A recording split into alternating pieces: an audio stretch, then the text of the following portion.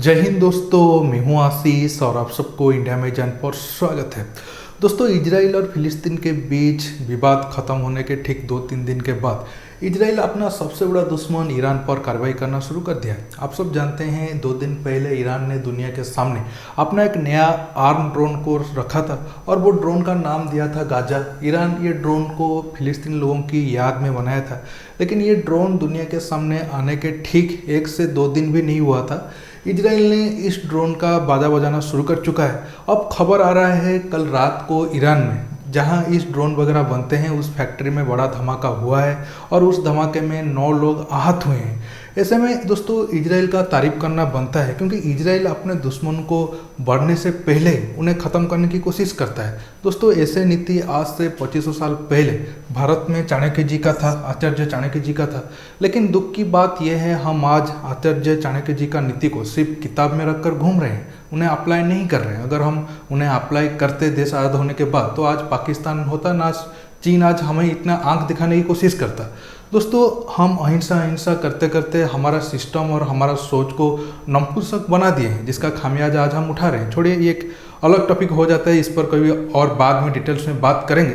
आज मैं आपको ईरान और इजराइल के ऊपर एक छोटा सा अपडेट देने वाला हूं। जानने के लिए दोस्तों आप आखिर तक देखते रहिए और ज़्यादा से ज़्यादा लाइक शेयर करना मत भूलिए। दोस्तों, मैं टॉपिक के ऊपर आने से पहले आपको ये 3 फोटो दिखाना चाहूँगा। आप तो जानते हैं ये है बेंजामिन नेतन्याहू, इनके साइड में है जर्मनी के मिनिस्टर और ये है ईरान के प्रेसिडेंट रूहानी साहब। देखिए, आज से 50-60 साल पहले, मतलब जब इजराइल नया बना था, तब ईरान वो चुनिंदा मुस्लिम देशों में था जो सबसे पहले इजराइल को एक देश के तौर पर मान्यता दी थी। जब ईरान में शाह का राज चल रहा था तब लगभग 20-22 साल तक दोनों देशों के बीच काफ़ी दोस्ताना संबंध रहा, लेकिन बाद में हालात बदलते गए और आज दोनों देश एक दूसरे को सबसे बड़ा दुश्मन मानते हैं। अगर हम जर्मनी की बात करें और थोड़ा 20-30 साल पीछे जाएंगे, मतलब 1920-30 के करीब जाएंगे, तब जर्मनी एक तरह से इजराइल का सबसे बड़ा दुश्मन था। हालांकि तब इजराइल कोई कंट्री के तौर पर तो नहीं था, लेकिन यहूदी लोगों का सबसे बड़ा दुश्मन अगर कोई था तो जर्मनी या फिर हिटलर था। और कैसे यहूदी लोगों की वो तड़पा कर हिटलर मारा है वो तो आप सब जानते हैं। लेकिन आज आप प्रेजेंट टाइम में देखिए, जर्मनी इजराइल के साथ स्ट्रांगली खड़ा है। अब जर्मनी के मिनिस्टर खुद इजराइल विजिट पे आए हैं ताकि जो फिलिस्तीन के भी जो साथ जो संघर्ष में उनका जो नुकसान हुआ था इजराइल को, वो देख रेख कर सके या फिर इजराइल के साथ वो शो कर सके नहीं हम इजराइल के साथ स्ट्रांगली खड़े हैं। मतलब समय और हालात कितना जल्द बदल जाता है, दोस्त दुश्मन बन जाते हैं और दुश्मन दोस्त बन जाते हैं। अब कुछ दोस्तों का सवाल होगा, क्या प्रूफ है ईरान की सबसे बड़ा ड्रोन फैक्ट्री पर हमला हुआ है और इसके पीछे इजराइल है? इस सवाल पर आने से पहले मैं आपको इजराइल की गाजा ड्रोन के बारे में कुछ पॉइंट बताना चाहूँगा। दोस्तों, ईरान की गाजा ड्रोन के बारे में। दोस्तों, ईरान ने क्लेम किया है गाजा ड्रोन लगभग 35 आवर तक ट्रैवल कर सकता है और इसका रेंज 2000 किलोमीटर के करीब है और ये अपने साथ मिसाइल और कुछ बॉम्ब वगैरह लेकर जा सकता है और दुश्मन के एरिया पर उसे गिराकर उसे तबाह कर सकता है। अगर दोस्तों हम मैप में देखेंगे, आप देखिए ये ग्रीन वाला कंट्री ईरान है और इजराइल ऑरेंज वाला एरिया में है।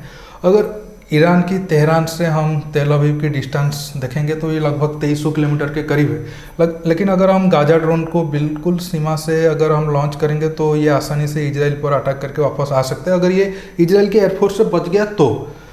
नहीं तो ये गाजा ड्रोन चाहे तो इजराइल पर हमला करके सीरिया या फिर इराक पे आकर लैंडिंग कर सकता है। अब मैं आता हूँ ये जो ड्रोन वाले न्यूज़ के ऊपर। देखिए, आप खुद मीडिया में ये रिपोर्ट देख पा रहे होंगे, blast 8 Iranian complex housing drone factory injuries 9। मतलब ये न्यूज़ सही है, इसमें कोई शक नहीं है। अब आपके मन में सवाल होगा इजराइल इसके पीछे है या नहीं है। देखिए, पिछले 2-3 दिन में जो घटना सब घटे हैं, अगर आप उस कड़ी को जॉइंट करोगे तो कोई भी इंसान वो समझ जाएगा इसके पीछे कौन है। अब ये फोटो को देखिए, ये 2 दिन ज़्यादा से ज़्यादा मुश्किल से 2 दिन पुराना फोटो है। इजराइल की president prime minister Benjamin Netanyahu Germany के मिनिस्टर के साथ मीडिया में है और उनके हाथ में एक ड्रोन का टुकड़ा है, जिसमें वो ये क्लेम कर रहे हैं इस ड्रोन का टुकड़ा ईरान का है। और ईरान जब इजराइल और फिलिस्तीन के बीच विवाद चल रहा था तब कई सारे आर्म ड्रोन इजराइल के ऊपर हमला करने के लिए भेजे थे, जिसको इजराइल के एयरफोर्स ने तबाह कर दिया। और ये दिखाकर इजराइल के प्राइम मिनिस्टर ये क्लेम कर रहे हैं यूनाइटेड नेशन थोड़ा ईरान के ऊपर और सख्ती दिखाए और उनके ऊपर और कई सारे बयान लगाए जाए। ये न्यूज के ठीक सेम टाइम में या फिर एक दिन के बाद ईरान अपना एक नया ड्रोन को लॉन्च करता है और उसका नाम गाजा देता है, मतलब फिलिस्तीन या फिर हमास के जो लड़ाके मारे गए उनके याद में। और ये वाले चीज़ इजराइल को और भड़काने वाली है, क्योंकि इजराइल हमास या फिर जो हिजबुल्लाह है वो उसको सबसे बड़ा दुश्मन मानता है। अगर इजराइल उसको उनके याद में नया नया ड्रोन बनाएगा या फिर उनको वहीं फैक्ट्री पे ही ड्रोन बनाकर सप्लाई करेगा तो इजराइल इस पे नहीं भड़केगा, तो खुश तो होने वाला नहीं है। इसके बाद दोस्तों कल रात को न्यूज आता है ईरान का जो ड्रोन फैक्ट्री है जहाँ पे फाइटर एयरक्राफ्ट वगैरह भी बनता है, उस फैक्ट्री पर ब्लास्ट होता है और 9 लोग आहत हो जाते हैं। इससे आप अंदाजा लगा सकते हो इसके पीछे कौन है, क्योंकि इससे पहले ईरान, ये पहली बार है ऐसा नहीं हुआ कि ईरान पे कोई ब्लास्ट हो रहा है। इससे इसी साल, अगर पिछले साल हम देखेंगे तो ईरान के न्यूक्लियर साइंटिस्ट की मौत हो या फिर ईरान की जो न्यूक्लियर साइट है उस पर भी कई सारे ब्लास्ट हुए हैं और सबका आरोप लगा है इजराइल के ऊपर। तो ये इजराइल के लिए ऐसा करना कोई बड़ी बात नहीं है। तो अब उनमें और एक सवाल होगा, तो इजराइल क्यों खुलकर नहीं बताता है हाँ ये ब्लास्ट मैंने किया हूँ, या फिर ईरान क्यों नहीं बताता है कि नहीं मेरे ऊपर इजराइल ने ऐसा हमला किया। देखिए दोनों देशों का अपना अपना मजबूरी है।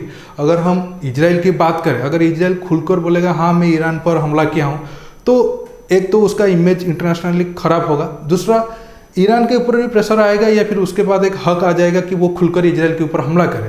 क्योंकि ईरान के अंदर जो लोग होंगे वो अपने सरकार को बोलेंगे कि नहीं तुम इजराइल के ऊपर एक्शन लो, वो हम पर इतना बड़ा मतलब नुकसान करके गया, तो सेम नुकसान आप इजराइल का करो।